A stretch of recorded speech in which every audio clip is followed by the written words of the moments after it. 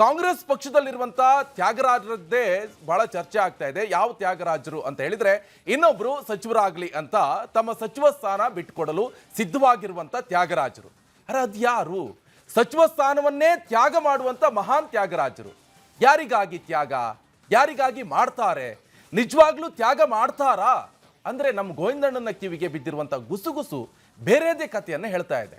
ಏನದು ಅನ್ನೋದು ನಮ್ಮ ಒಳನೋಟಕ್ಕೆ ಕಂಡಿದೆ. ಬನ್ನಿ ನೋಡ್ಕೊಂಡು ಬರೋಣ.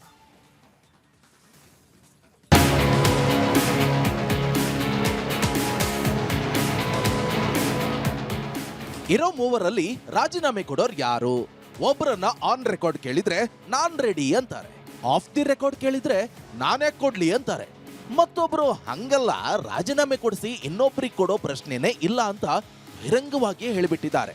ಇನ್ನು ಮೂರನೇವರಂತೂ ತ್ಯಾಗ ಮಾಡ್ತೀನಿ ಅಂತ ಹೇಳಿದಾರಲ್ಲ, ಅವ್ರ ಹತ್ರನೇ ತಗೊಳ್ಳಿ, ನಮ್ಗಂತೂ ಕೇಳಬೇಡಿ ಅಂತ ನಂಗೆ ಹೇಳಿದ್ದಾರೆ. ಹೀಗಿರುವಾಗ ರಾಜೀನಾಮೆ ಕೊಟ್ಟು ಮಹಾನ್ ತ್ಯಾಗರಾಜರು ಅನ್ಸ್ಕೊಳ್ಳೋರು ಯಾರು ಅಂತ ನಮ್ಮ ಮೇಲೆ ಪ್ರಶ್ನೆ ಎಸೆಯುತ್ತಾ ಎಂಟ್ರಿ ಕೊಟ್ರು ನಮ್ಮ ಗೋವಿಂದಣ್ಣ.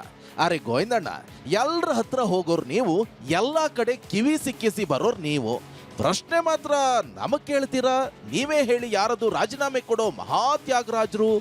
ಯಾರ ದಾನಶೂರಕರಣ ಅಂತ ಕೇಳಿದಾಗ ಹೇಳಿದ್ರು ನೋಡಿ, ಕಾಂಗ್ರೆಸ್ ಪಕ್ಷದ ಡ್ಯಾಮೇಜ್ ಕಂಟ್ರೋಲ್ ತ್ಯಾಗರಾಜರ ಕತೆ.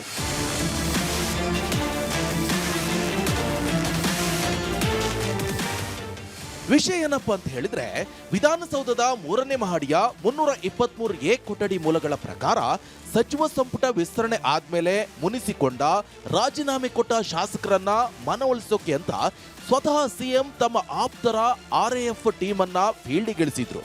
ಹೀಗೆ ಫೀಲ್ಡಿಗಿಳಿದ RAF team BK Sangamesh, Beluru Gopalakrishna, Bangarapete Narayanaswamy, layout Krishnappa, TB Jayachandra ಹೀಗೆ ಒಬ್ಬೊಬ್ಬರನ್ನೇ ಅಪ್ರೋಚ್ ಮಾಡಿ ಮನವೊಲಿಕೆ ಕಸರತ್ ಮಾಡಿದ್ರು.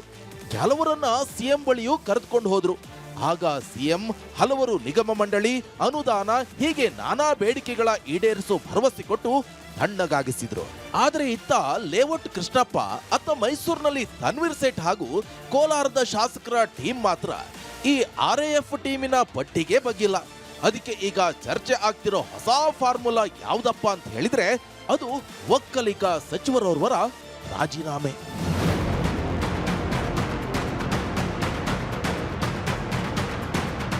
DK ಶಿವಕುಮಾರ್ ನೇತೃತ್ವದ ಸರ್ಕಾರದಲ್ಲಿರುವಂತಹ ಒಕ್ಕಲಿಗ ಸಚಿವರು ಯಾರ್ಯಾರು ಅಂತ ಹೇಳಿದ್ರೆ, ಸೀನಿಯರ್ಗಳ ಪೈಕಿ ರಾಮಲಿಂಗಾರೆಡ್ಡಿ ಹಾಗೂ ಕೃಷ್ಣ ಬೈರೇಗೌಡ, ಇನ್ನು JDS ನಿಂದ ಬಂದವರ ಪೈಕಿ ಚಲುವರಾಯಸ್ವಾಮಿ, HC ಬಾಲಕೃಷ್ಣ ಹಾಗೆ ಶಿವಲಿಂಗೇಗೌಡ. ವಿಧಾನಸೌಧದ ಕಾರಿಡಾರ್ನ ಮೂಲಗಳ ಪ್ರಕಾರ ಈಗ ಚರ್ಚೆಯಲ್ಲಿರೋದು ಇದೇ ಮೂವರ ಹೆಸರು. ಈ ಮೂವರ ಪೈಕಿ ಚಲುವರಾಯಸ್ವಾಮಿಯವರು ಪರೋಕ್ಷವಾಗಿ ನಾನಂತೂ ರಾಜೀನಾಮೆ ಕೊಡಲ್ಲ ಅಂತ ಹೇಳಿದ್ದಾರೆ. ಅದನ್ನು ಅವರು ಹೇಗೆ ಹೇಳಿದ್ರು ಅಂದ್ರೆ, ಸಚಿವರಿಂದ ರಾಜೀನಾಮೆ ಕೊಡಿಸಿ ಮತ್ತೊಬ್ಬರನ್ನ ಸಚಿವರನ್ನಾಗಿ ಮಾಡೋ ಪದ್ಧತಿ ಇಲ್ಲ ಅಂತ ಹೇಳಿದ್ದಾರೆ. ಏನು ಸಚಿವ HC ಬಾಲಕೃಷ್ಣ ಅವರು ಆರಂಭದಲ್ಲಿ ರಣೋತ್ಸಾಹದಿಂದ ಸಚಿವ ಸ್ಥಾನ ತ್ಯಾಗ ಮಾಡೋಕೆ ರೆಡಿ ಅಂತ ಹೇಳಿದ್ದೇನೋ ನಿಜ, ಆದ್ರೆ ಈಗ ಅದೆಲ್ಲ ಎಲ್ಲಾಗುತ್ತೆ. ನಾನು ರಾಜೀನಾಮೆ ಕೊಡ್ತೀನಿ ಅಂದ್ರೆ ಸಿಎಂ ಬಿಡಲ್ಲ ಅಂತ ಆಪ್ತರ ಬಳಿ ಹೇಳಿಕೊಂಡಿದ್ದು ಆಪ್ತ ಮೂಲಗಳಿಂದಲೇ ಖಚಿತ ಆಗಿದೆ. ಏನು ಶಿವಲಿಂಗೌಡರು ಹಾಸನ ಜಿಲ್ಲೆ ಪ್ರಾಂತ್ಯ ಪ್ರಾತಿನಿಧ್ಯ ಅಂತ ನಾನೊಬ್ನೇ ಇರೋದು, ಬೇಕಿದ್ರೆ ಬಾಲಕೃಷ್ಣ ರಾಜೀನಾಮೆ ಕೊಡ್ಲಿ, ನನಗಂತೂ ಕೇಳಬೇಡಿ ಅಂತ ಮೊದಲೇ ನೋ ಅಂದಿರೋದನ್ನ ನಮ್ಮ ಗೋವಿಂದಣ್ಣ ಕಿವಿಯಾರಿ ಕೇಳಿಸ್ಕೊಂಡು ಖಚಿತಪಡಿಸಿದ್ದಾರೆ.